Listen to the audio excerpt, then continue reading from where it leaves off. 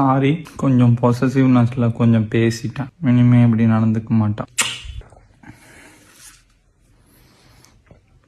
பொண்டாட்டி, miss you. Sorry, கொஞ்சம் பொசசிவ்னஸ்ல கொஞ்சம் பேசிட்டேன். மன்னிச்சிடு. Love you. இனிமே இப்படி நடந்துக்க மாட்டான்.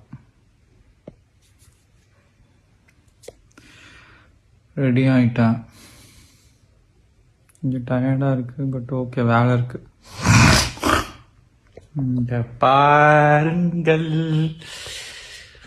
இங்க பாருங்க. Miss you. சரி, கிளம்புறேன். ஹாப்பியாக இரு.